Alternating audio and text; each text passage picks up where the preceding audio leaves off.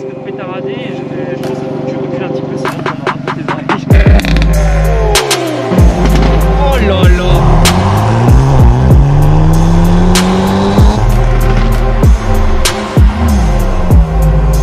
Franchement, et c'est fou. Je m'attendais pas à aimer autant. C'est typiquement ce que je recherche. Donc bonjour à tous, aujourd'hui on se retrouve avec Phil qui nous présente une i30N.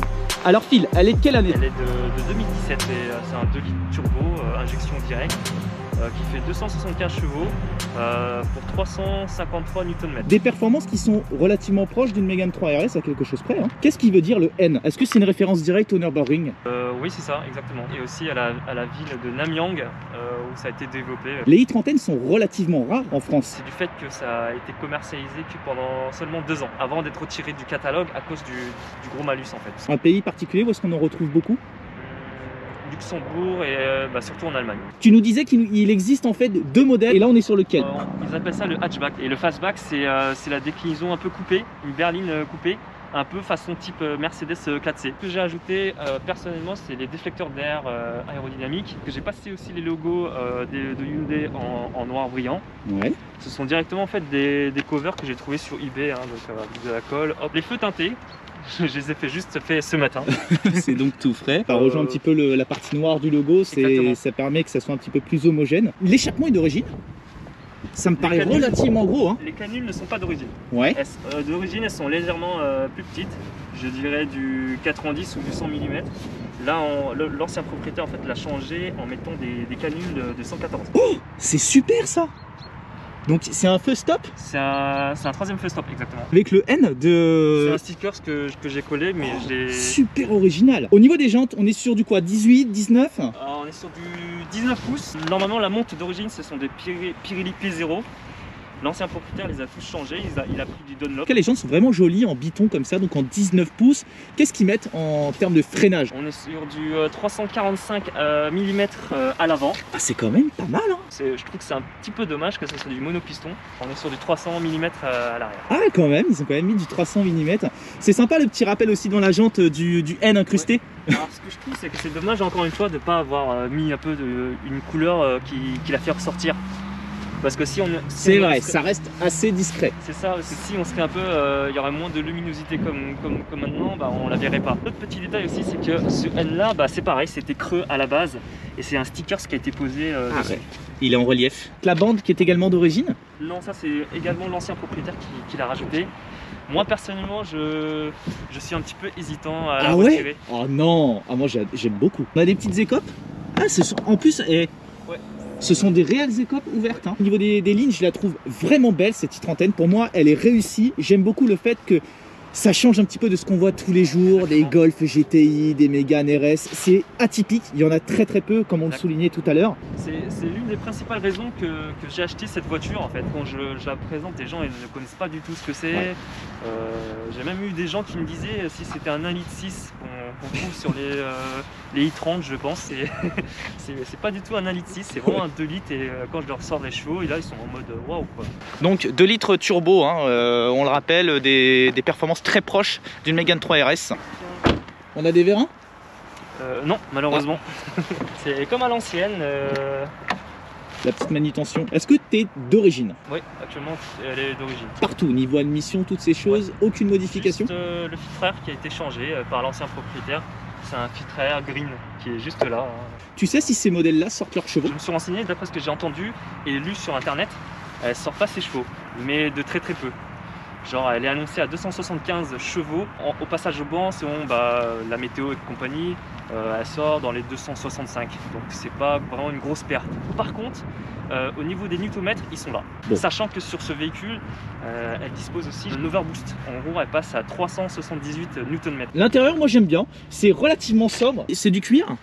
Oui, c'est du cuir. On regrettera juste que le N ne soit pas un peu plus mis en valeur. Boîte manuelle, donc 6 rapports. Et en fait, ouais, c'est tout ce qu'on aime quoi de la sportive. C'est pas une boîte auto. Un frein à main traditionnel. Ah ouais, un frein à main traditionnel. J'aime beaucoup le volant qui a une bonne taille. Et puis il est pas vilain, il est beau ce volant. Et puis j'aime beaucoup, c'est quoi? C'est des boutons sur lesquels on appuie? C'est les modes de conduite.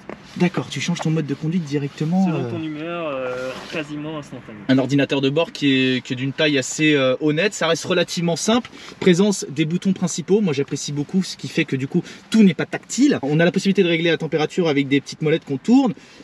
Également pour le son. Moi j'y suis très attaché à ces choses-là. Les gros pavés où tout est numérique, je suis pas forcément très fan. Pour moi, rien ne remplace un réel compteur avec une aiguille et un compte tour.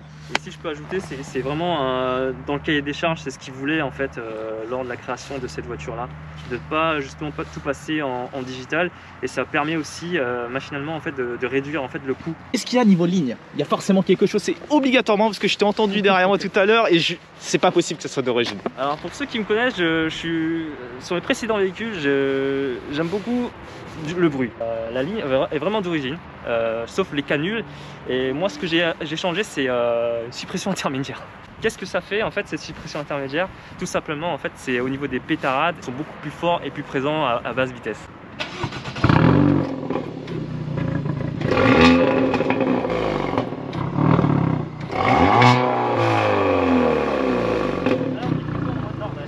Pardon? On est plutôt en mode normal là. Eh mais ça fait quand même beaucoup de bruit là. Ouais. Déjà, un simple intermédiaire. Exactement. Et là, qu'est-ce que tu fais? Tu vas nous changer de mode? Ouais, exactement. Je vais passer en mode race directement. Les autres modes sont et là, tout de suite, on a plus de bruit? Bah, ça risque de pétarader et je pense qu'il faut que tu recules un petit peu, sinon on aura pour tes oreilles. Ok. Vas-y.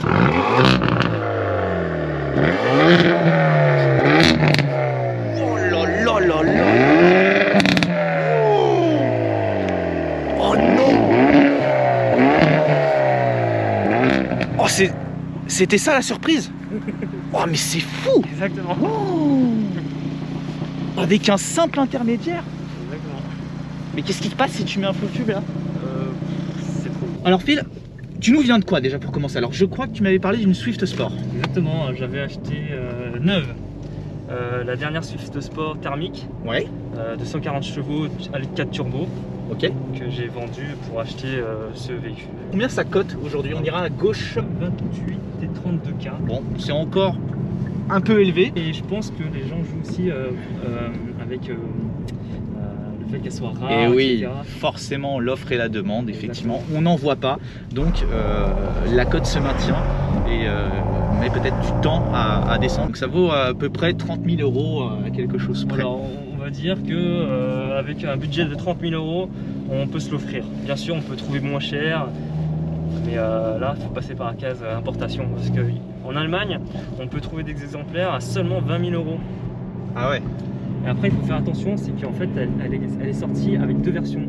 La première version en 250 chevaux. Ah bon? Ouais. Ok. Et la version qu'on appelle la Performance Pack de 275 chevaux, celle que j'ai actuellement. Sauf qu'en France, en fait, ils ont fait l'impasse sur la 250 chevaux et ils ont vendu uniquement la 275 chevaux. Bon, il y a un truc qui me travaille depuis tout à l'heure, depuis que tu es en train de parler, ça crépite bien derrière. Hein. En fait, au lâcher de gaz, ça pétarade. Et ça, c'est. Ouais, on ira en face là-bas. Et donc, ça, c'est avec la carte d'origine. Oui. Que ça fait ça. Enfin, ok. Ils ont fait plusieurs cartons en fonction des modes de conduite, je pense. Et ah ouais, ça bouchonne un peu. Du coup, en mode race, oui, effectivement, on entend les pétarades. Là, avec les fenêtres fermées, ça reste assez soft. Ouais, ça reste assez soft, mais ce qui est presque marrant, c'est que tu entends plus les pétarades à l'arrière que le son moteur à l'avant. Exactement. Sachant que la petite anecdote, c'est que souvent dans les blogs, en fait, ils en parlent peut-être pas, mais il y a un haut-parleur. Comme vers le pare-brise. Ouais. Ils appellent ça un sound générateur qui simule en fait le bruit du moteur. Ok, il est par défaut tout le temps activé? Ouais, malheureusement on peut pas désactiver, Ah. on peut par contre le débrancher, mais là il faut bricoler un petit peu. Mais je comprends en fait pourquoi ils ont mis ça, parce que derrière ça. Ouais. Il y a ce qu'il faut quoi. Il y a ce qu'il faut. Donc toi tu l'as eu d'origine quand même avec la ligne d'origine? Oui.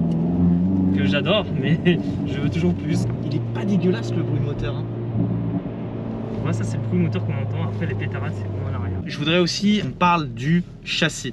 Parce que là, bon, on a fait les premiers virages. Ça m'a l'air ferme, oui. Mais ça m'a l'air surtout de tenir la route. Exactement, en fait, ce sont des suspensions pilotées. mais qui règle juste la dureté. Donc on peut régler le régime moteur, tout ça, la réactivité du moteur, pardon, le régime moteur, etc. Enfin, c'est comme si on était sur Need for Speed, quoi. Ah ouais, c'est marrant. Le son de l'échappement? Exactement. Non. Sérieux? Donc si je mets au mode normal, tu verras qu'il y a presque plus rien. Ouais. Enfin presque, hein. Il y a l'intermédiaire qui, à mon avis, accentue par rapport à la configuration origine. Alors, tu peux aussi régler les suspensions. Donc là, je suis vraiment en mode normal parce que c'est vraiment trop ferme et trop top-cul, comme si tu avais des combines effectées. Ah ouais. Donc là, en fait, on est en mode normal depuis tout à l'heure? Oui. Pourtant, ça me semble relativement dur déjà. Hein. C'est assez dur, ouais. D'autres aiment pas, mais moi je trouve ça va. Ah non, moi je trouve que c'est dur et ferme. Hein. Venant d'une Clio 4 RS, bon ok, châssis sport, donc loin d'être le châssis, enfin les suspensions les plus affûtées sur ces modèles. Et là, tu me dis qu'on est en mode normal, mais pour moi là, ça me semble déjà bien dur. Tu nous mets en mode sport plus pour le plaisir, j'ai envie de voir ce que ça donne directement avec le volant. Là, tu sens que c'est plus ferme. Ouais, plus ferme. Là, si je pars en suspension normale, tu vois, c'est un peu moins. Ouais, on le sent avec suspension normale, ça tangue un petit peu plus en fait. Hein. Ouais, c'est plus confort quand on sent que la voiture tangue un petit peu, effectivement. J'imagine qu'elle a une bonne réputation sur circuit. Alors, malgré le fait que le N c'est Nürburgring et compagnie, sur circuit, elle est un petit peu plus lente que ses concurrentes. Ouais, ok. C'est dû à son poids tout simplement. Elle est assez lourde pour sa catégorie. A priori, elle a un excellent châssis. Ah, ça j'en doute pas. Avec le peu que je viens de voir, d'ailleurs j'ai assez hâte qu'on prenne un petit virage sans forcément passer comme des fous, mais juste pour voir un petit peu la fermeté et comment elle se comporte au niveau des appuis en sortie de virage, toutes ces choses. La possibilité de la mettre dans le mode le plus radical sur tous les paramètres? Oui, c'est ce bouton là. Ok, c'est le mode race. Par défaut, en fait, le mode race met tout vraiment au max. D'accord, donc la voiture est vraiment faite là, pour, dans ce mode pour aller sur circuit. On voit que c'est vraiment au max. On va sortir de ces bouchons parce que c'est la première fois qu'on tombe dans les bouchons durant un vlog. Wow, joli ça. J'ai même vu une Golf 4 tout à l'heure. Ouais, elle était belle, la noire. Ouais, je l'ai vu Golf 7R. Ah, quand on est passionné d'automobile. Ah ouais, on a des radars. Ouais, exactement.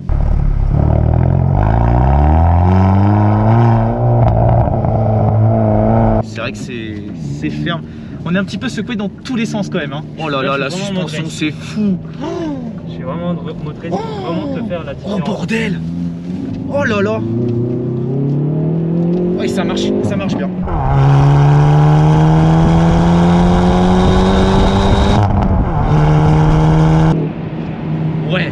Ouais. Et ça freine. Oh là là. Il y a un système de rev matching aussi. Cette caisse est faite pour faire de la piste. Exactement.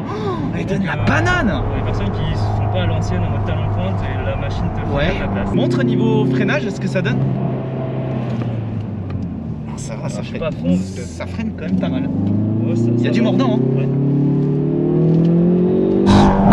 Oh là là, et ça pète. Moi j'adore. C'est clairement une caisse faite pour la piste. Elle demande que ça. Ouais, demande que ça. Le châssis a l'air excellent. Oh, c'est ouf.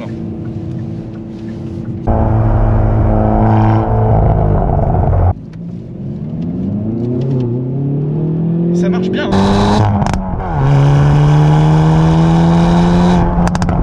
Ouais, ça marche bien. Et encore là, on est en fenêtre fermée. Hein. Ouais. Je t'imagine même pas si tu es derrière moi. Ouais, on entend vraiment.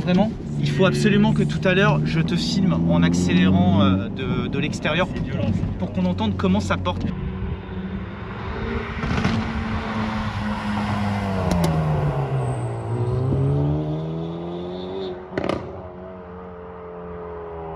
C'est ouf, quand tu la mets en mode race, la caisse elle est faite pour aller pister.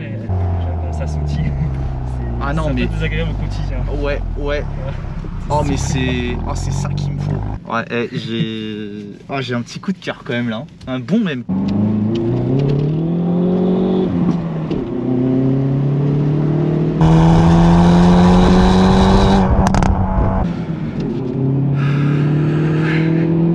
Cette caisse est folle.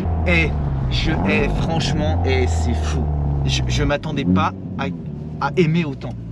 C'est typiquement ce que je recherche. Elle demande qu'à faire de la piste quand elle est en mode race. Le changement est radical par rapport au mode normal. Oh, une sonorité qui est très bonne, sans pour autant devoir mettre du silencieux tube. Non, franchement, tu peux vraiment Elle laisser a tout d'origine. pour plaire cette caisse. Elle claque quand même. Waouh! Niveau performance, avec un stage 1, qu'est-ce que ça donne? Combien de chevaux? On titille les 300. On titille les 300. Quels seraient les plus, j'imagine qu'il y en a beaucoup, et les moins sur cette i30N? Les avantages, à mon goût, bah, je trouve la rareté, la sonorité du véhicule, Ouais. et surtout ces modes paramétrables. Ah ouais. Après, il y en a d'autres, mais bon, voilà. On lui trouve quand même des choses à lui reprocher ou pas? Elle a quelques défauts de jeunesse, malheureusement. Alors mais qu'est-ce que tu entends? Mais qui sont quand même prises en charge sous garantie. C'est pas non plus des trucs non plus graves, on va dire. Hein, mais, elle a un petit défaut de boîte. Ouais. Un problème de synchro de pignon là, sur la 5 et la 6.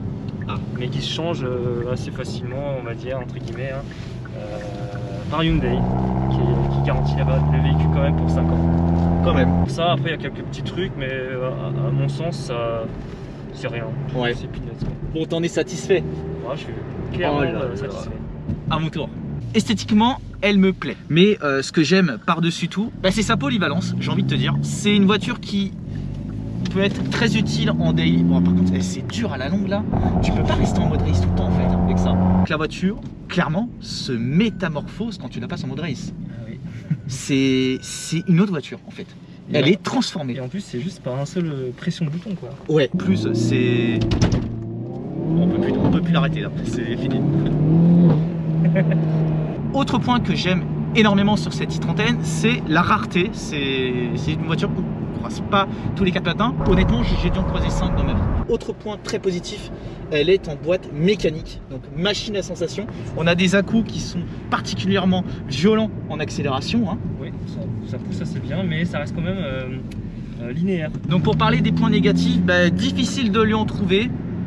Moi aussi je pense en avoir trouvé. On est en mode normal là. Non, race. Non, retire-moi le mode race là, c'est bon, on le sait que ta voiture, on sait que la i30N c'est une machine à faire du circuit. Laisse-la en mode normal.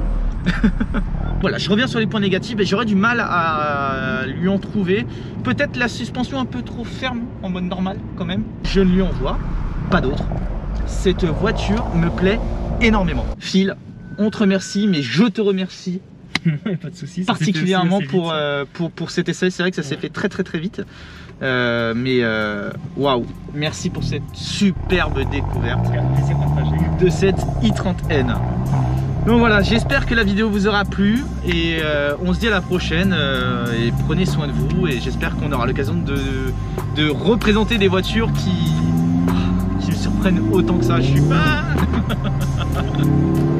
Bon allez, salut tout le monde.